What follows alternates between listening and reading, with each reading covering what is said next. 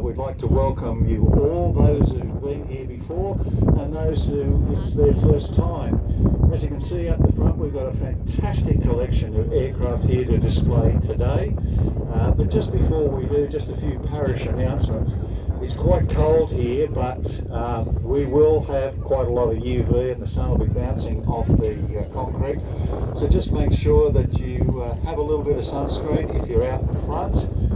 Keep yourself hydrated and keep yourself warm as well. If you see anything that might be floating around on the Murray River, we're having an air show down there again tomorrow. But just to give you a little bit of history, we have a tiger moth taking off here during the war, here at number 10 Elementary Flying Training School.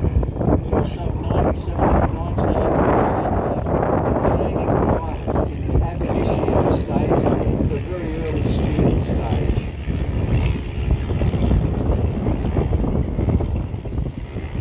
You also see over there, there's another training aircraft. That's an American machine called the Ryan PT-22. You can certainly see the differences in thinking between the Americans and the British at the time. De Havilland built the Tiger Moth and started manufacturing aircraft during World War I. They built fighters and they also built bombers during World War I, all biplanes, and in that between the war period, between World War I and World War II, they continued in that vein, building aircraft that had a world reach, lots of world records scored by people like Amy Johnson flying in de Havilland products. The American philosophy was changing at that time between the war, and you can see the monoplane there built by the Ryan Aircraft Company. Two totally different ideas, a monoplane and a biplane. The Ryan itself looks very, very Art Deco. Now these were very rudimentary training aircraft. Basically didn't have radios, very simple to operate, very light, and as you'll see when they come past, they will be bouncing around a little bit because of the breeze.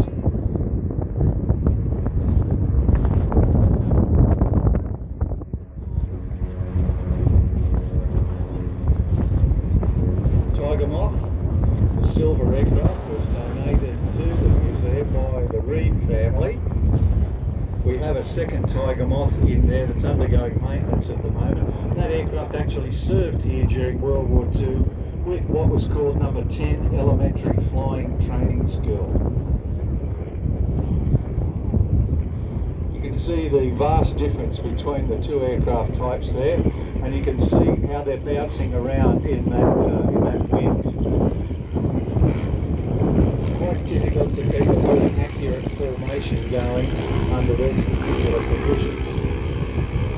Both aircraft have fixed undercarriage, so very simple.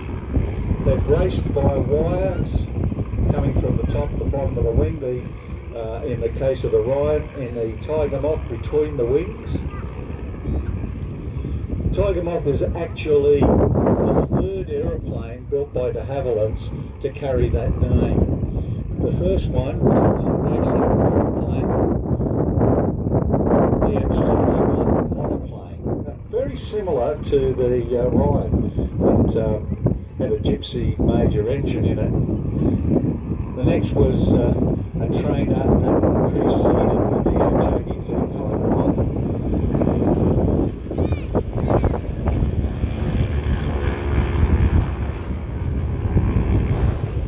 Very small engines, 125, 135 horsepower in the Tiger Moth, up to about 155 in the Kinger radial that's in this Ryan.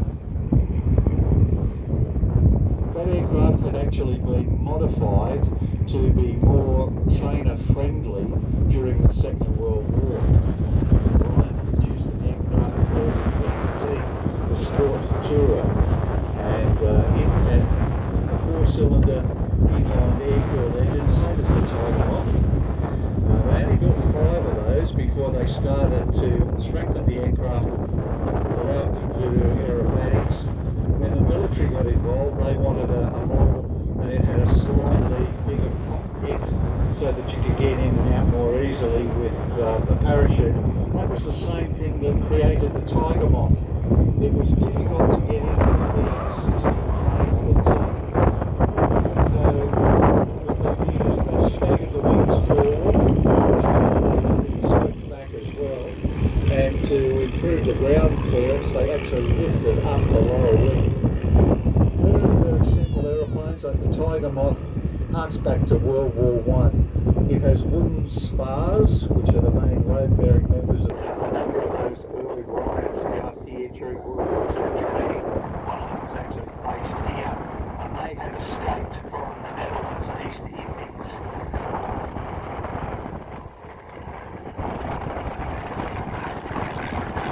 You can see the BT-22 there. The same thing has basically happened. They've tried to make it a more easy to maintain aircraft under military barracks. There was all sorts of things in there. If you have a look in the display hangar, you can see a model of what the FL looked like. The only hangar extant from those days is the Aero Club one that's just down here to the north. Tiger being flown by Lars Larsen today. You can imagine what it would have been like down here in winter with 90 of these aircraft, all of them sitting outside, cold, soaking, and these things didn't have starters. They had a guy that was out the front, communicating 4 training airfields around here where the Tiger Moths would go out and do lessons based on these little airfields because it was too crowded to operate 90 odd aeroplanes here. You can hear the sound of that Kinner radial, very distinctive, very disconcerting too, because when you're flying in it, you can only hear the top cylinder going because it's got an exhaust pipe right in front of you. There were just under 1,600 of these and the earlier models that were produced with the 4-cylinder inline engine. This one has got the Kinner radial, and these were the basic training aircraft, or one of them, for what was known as the US Army Air Corps and the US Navy. The US Air Force did not come into existence until 1947. So US Army Air Corps, straight out of its origins with the US Army, and it later turned into the US Army Air Force, and that's how it operated during the Second World War. These were all over the United States in bases like in Modesto, California, Stockton, California, Merced, across Texas. They picked those areas because the weather was generally fine, or at least mild, all year. So but we used a lot of, they were impressed into RAAF service for communications aircraft. Now we have our trio of trainers coming in, obviously from a much later time.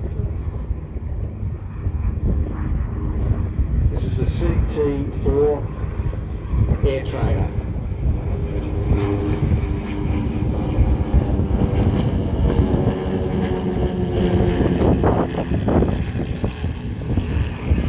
Some of you might remember the Victor Air Tourer, a small, light, 2-seat side-by-side trainer that was developed. The Air Cruiser, and he built one of them, and that went over to New Zealand as well. Anyway, being very cunning people, looked at that and thought this would make a very good Air Force trainer. Had the 51 of these aircraft in 2 batches. We're only going to get a smaller number, but then we realised that it was a good trainer, and we took over a batch that had been embargoed from going to Rhodesia.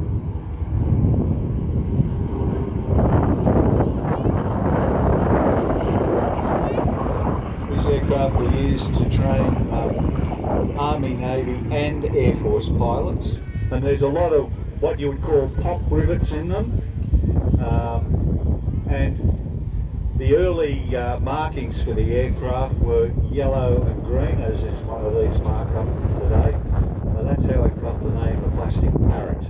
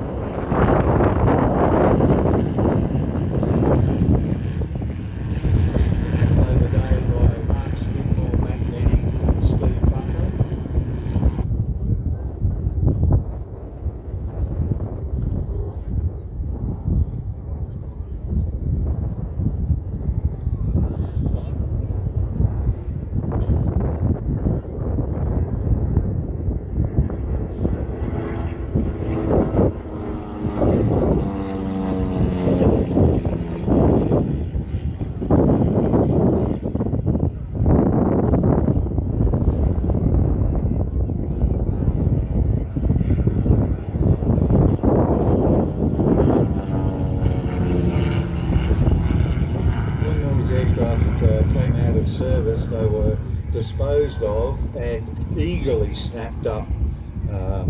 There was an auction held at Bankstown Airport, and they all went. They were like hot potatoes.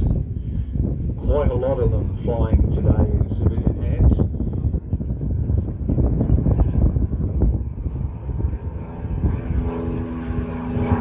This aircraft is owned and flown by Mark.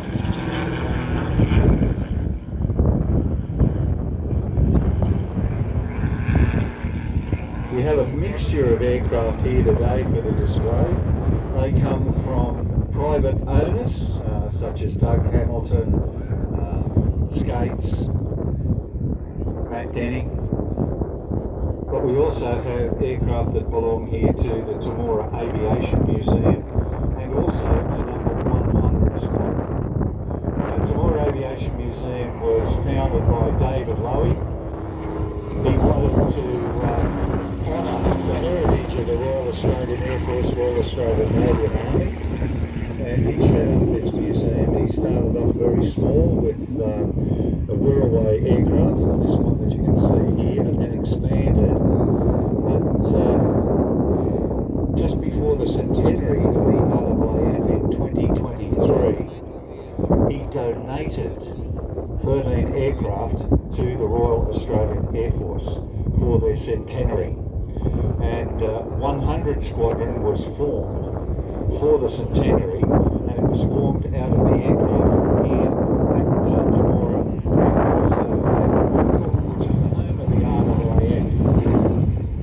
There are a number of flying aircraft, and these aircraft are displayed around the country to foster aviation, to continue with the heritage of the RAAF, and also to get people more nearby.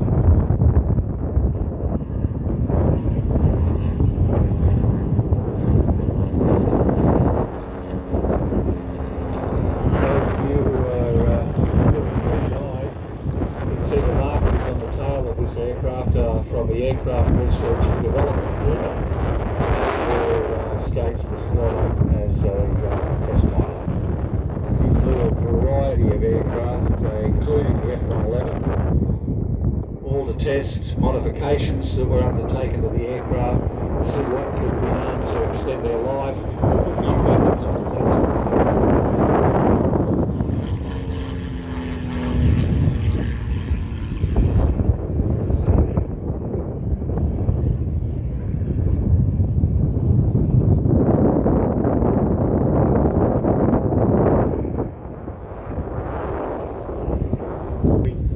Stiff, if you like, and you're always putting an input, especially today because we're climbing and ascending a bit and it's a bit uneven. We're also using a lot of throttle.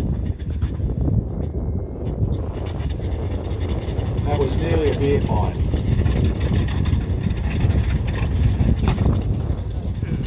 Well, I think we're going to be talked out of it. Ladies and gentlemen, Lars Larson and an Avalon Tiger Mike.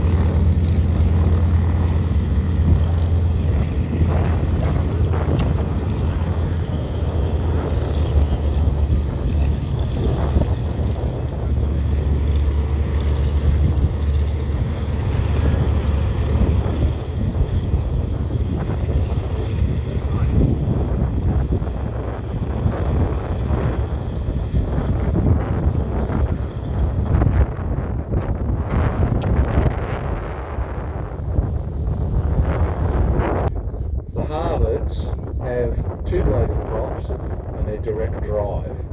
Now, when you'll hear the BT, listen particularly to the difference between the grey and yellow aircraft and the last aircraft that were away.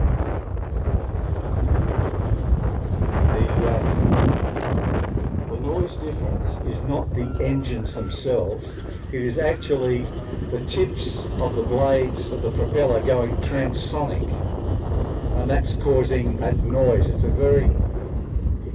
You ever watched a movie with Japanese aircraft or American aircraft? All the noise you hear is actually generated by a radial engine because they like that sound. For 15 years, and it's my wife and I love getting around in it. It's 2 seats side by side, it's aerobatic. You can put 77 kilos of luggage in the back to get around, and it's just a great touring machine and a great display machine. Steve, what do you think about flying the aircraft on display? Well, CT4 has special significance for me because that's the aircraft I learned to fly in. My first 60 hours of Air Force training at Basic Flight Training School in Temora. Sorry, not Temora, sorry, Tamworth. That was on a CT4, so it's always going to have that special significance for me. I have a much greater understanding of the aircraft nowadays than I did as a bright-faced 20-year-old. So now I can sit back and enjoy it and enjoy flying with better veterans like this. So what do you think of it as a training aircraft? It's straightforward enough for kids coming off the street to get their heads around. I don't think there's a class of kids joining the Air Force these days and thankfully I do have some great simulator sessions to book in. First flight down, but still holding on for dear life as this racehorse tries to run away from you down the runway for that first sortie. So I'm glad I started up.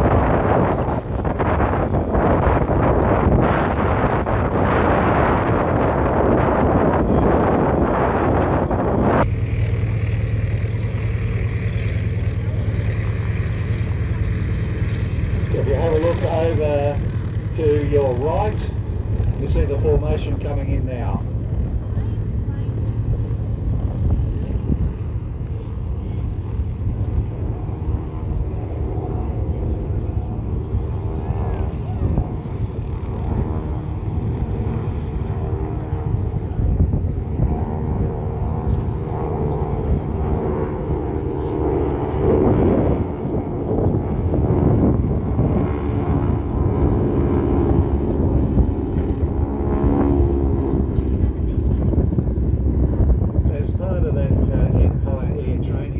That was introduced in 1939. So they decided to farm out a lot of training. They went to the Empire, which are now the Commonwealth countries, and set up flying training facilities there. We already had training facilities for the RAAF, but as part of this Empire Air Training Scheme, what would happen was people would be chosen after their initial flying training to go to various types of other aircraft. They'd do their basics here, and they would go to places like Urumqi and Temora and do advanced flying training. That was done. But some people went from their elementary flying training, they could go from here to Canada or Rhodesia or South Africa and do their advanced flying training, and then go to the UK. They would join what they called Article 15 squadrons. Now those were squadrons that were pilots for that particular scheme.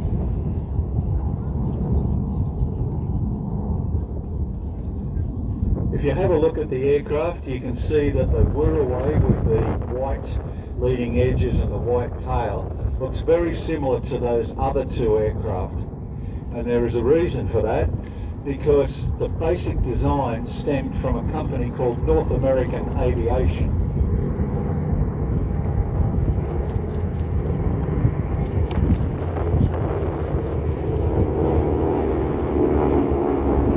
North American Aviation actually started off as an aircraft holding company.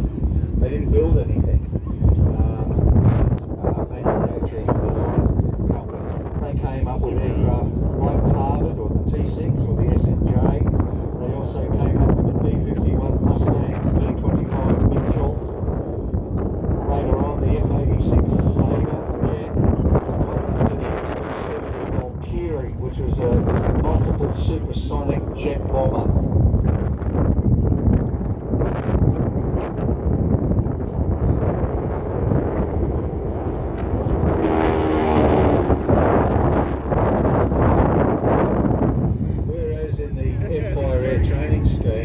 Basically, it was a two-step operation. You flew basic train Harvards that came out. And one of the particular problems that caused was you had no washout on the wings. Now, washout is a change of angle in the wing from the inside to the outside. And it's introduced to prevent the wing from stalling.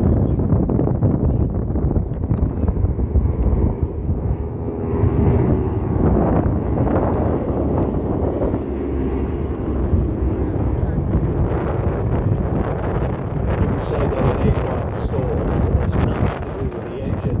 It has everything to do with the wing not producing lift. And as soon as that happens, if it happens evenly over the wing, the aircraft will go forward, you do the normal recoveries. But with an aircraft that doesn't, the Wirraway was already the same type of aeroplane. It had a steel tube fuselage with light metal frames covered with fabric. That's basically what you see there with what we call the Wirraway.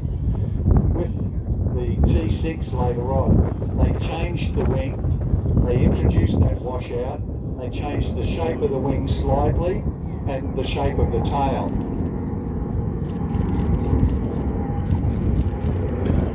That's what you see there. Americans had a three-step training process.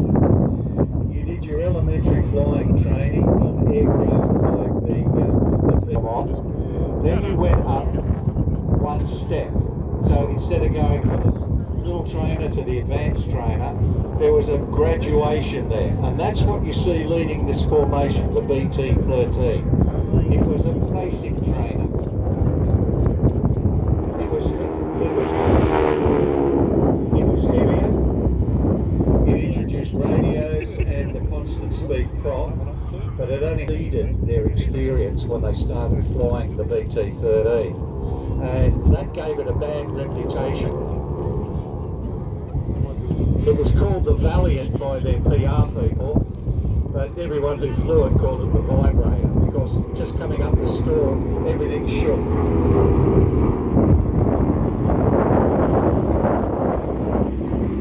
See, it has a fixed undercarriage, so it didn't have the complexity of the retractable undercarriage. That aircraft actually started of them produced during the war, but towards the very end of the war, they basically shut down that intermediate stage of training. So they didn't need it. Now you see the Wirraway coming in there. It's flown by Scotty Temora. This aircraft was actually operational during the Second World War with the RAAF and in the combat theatre.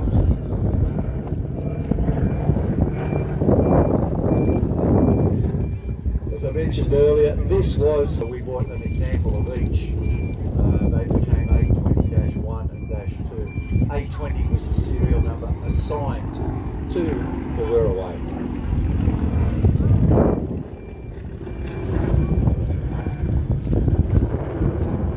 Day, that was cutting edge. It was one of the first aircraft to have a retractable undercarriage. Now, it was built by the Commonwealth Aircraft Corporation, and it resulted from the actions of a number of CEOs of the most important companies in Australia.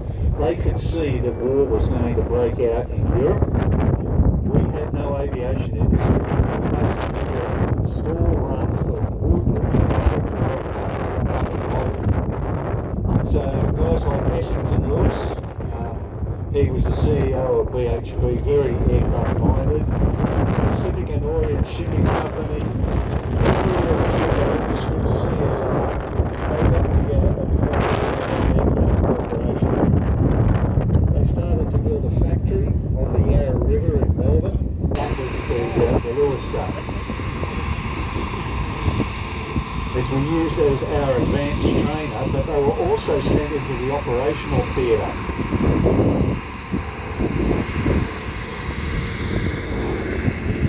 Before the outbreak of war in the Pacific, 18 of these Wirraways were sent up to Singapore to be used as advanced trainers for Australians and New Zealanders. Produced the boomerang. That Dan who flew earlier on, he is the ace on boomerang aircraft manufacturing in Australia. The Beechcraft model 8 or 12 airliners, the same configuration, twin engine, twin tail, tail wheel.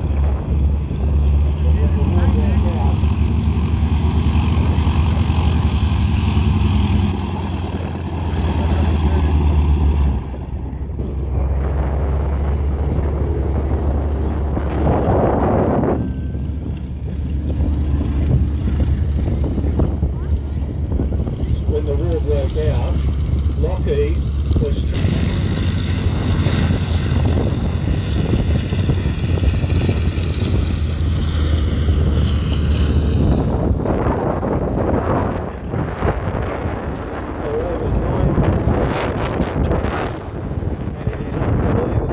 those 9,000, there were 82 different variations at the time. 30 odd main, but 82 all up. They produced a version of it, not with a solid nose like you see here. It was known as the C4.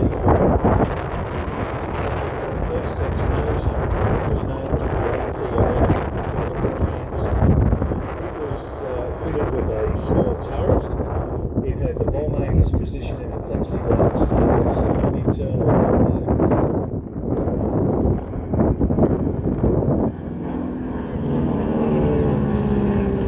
They built 39 this particular type before the engines were produced.